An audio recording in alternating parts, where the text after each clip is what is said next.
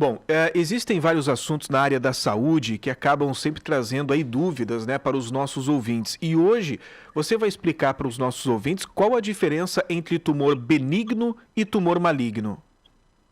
Certo? Essa é uma pergunta frequente no consultório. Os pacientes, eles se confundem muito o que é um tumor, né? Um tumor, a palavra tumor significa crescimento exagerado, acelerado das nossas células. O que são as células? Cada órgão do nosso corpo tem determinados tipos de células que, agrupados, uma célulazinha com outra, formam os órgãos. Por exemplo, o rim, a próstata. Então, esse aglomerado de células forma o órgão, e esse órgão ele pode ser, infelizmente, acometido por algum tumor. E esse tumor ele pode ser benigno ou um tumor maligno. A palavra tumor benigno significa um tumor, um crescimento exagerado dessas células, formando nódulos, e esses nódulos, ou esse nódulo, cresce localmente e causa complicações nesse local onde ele cresceu. Por exemplo, um tumor benigno da próstata, ele cresce aumentando o tamanho da próstata e causando uma compressão no canal da urina que passa pelo interior da próstata, levando esse paciente a dificuldades para urinar, às vezes sangramentos repetitivos na urina, infecções urinárias de repetição, entre outros sintomas. Então, o tumor benigno, ele cresce no local.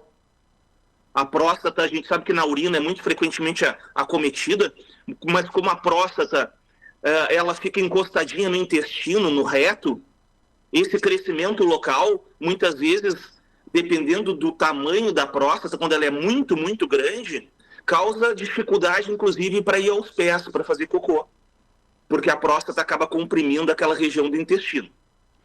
Bom, todo esse tumor assim, é passível de tratamento, né? O tumor benigno com uma taxa muito grande de sucesso. Fica à vontade, Gil, eu queria fazer algum questionamento aí. Não, acredito que boa parte dos nossos ouvintes tenham como questionamento os fatores de risco, né? Relacionados ao desenvolvimento desses tumores. Certo. Bem, o que leva a um tumor benigno? A história familiar é muito importante, a história genética. A idade no tumor benigno na próstata é muito importante também, ou seja, quanto mais velha a pessoa, maior a chance desse tumor aparecer. Pacientes com 80 anos de idade, em 80% dos homens vão ter um tumor benigno de próstata, por exemplo.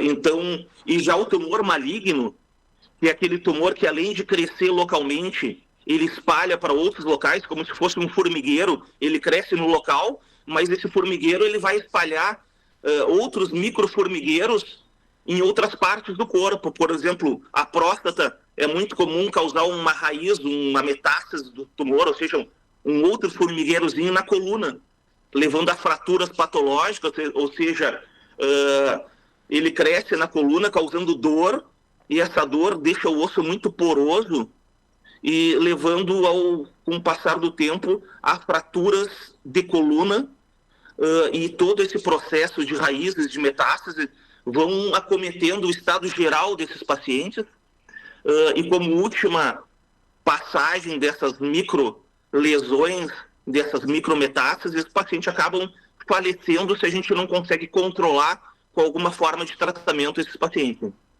Por isso que a gente frisa tanto a importância de exames preventivos, né? Você fazer os exames com uma certa regularidade para, quando houver um caso como esse, descobrir já no início para começar os procedimentos necessários, né?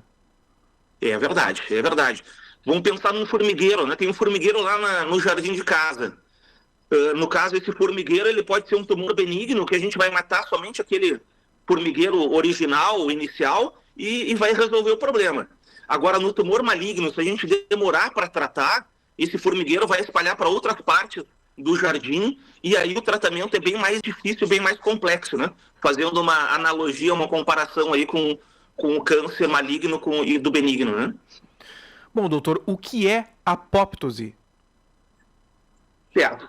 apoptose ou apoptose é a morte celular das nossas células, né? Normalmente, essa palavra é conhecida como morte celular programada.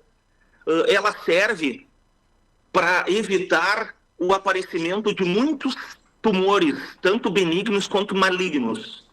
Porque as células do nosso corpo, elas vão crescendo e vão morrendo automaticamente. E isso aí é controlado por esse processo chamado de morte programada celular. Se essa morte programada ela deixa de existir, essas células vão se multiplicar e não vão morrer, dando início, em muitos casos, tumores tanto benignos quanto malignos.